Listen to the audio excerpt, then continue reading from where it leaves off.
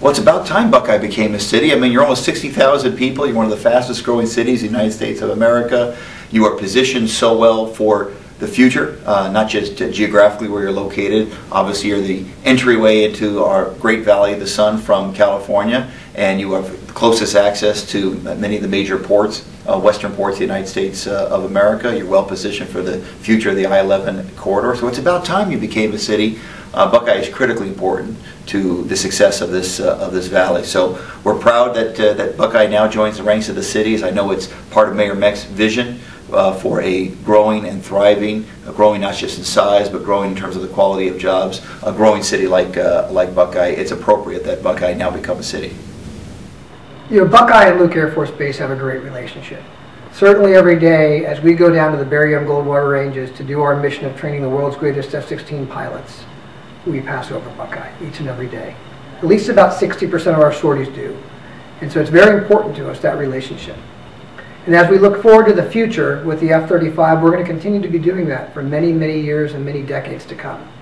As I think a lot of you know, the Air Force has made a decision to bed down up to 144 F-35s at Luke Air Force Base. And what does that mean for Buckeye? It means that Luke's not going anywhere.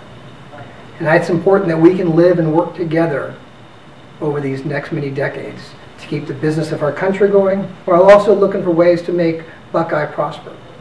You know, a lot of our folks live in Buckeye.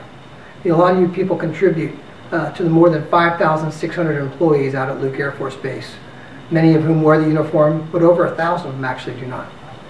And a lot of people don't know this, but Luke Air Force Base actually has a $2 billion economic impact. That's billion with a B, you know, in the West Valley each and every year.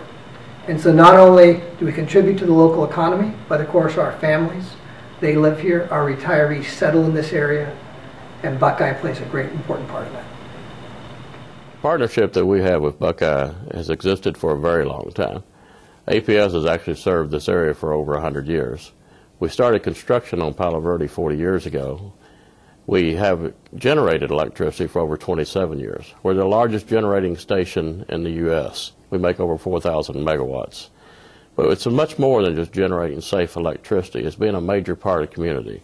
Majority of our employees live in the West Valley, with the largest percentage of them living right here in Buckeye. And that percentage is growing daily as Buckeye continues to grow.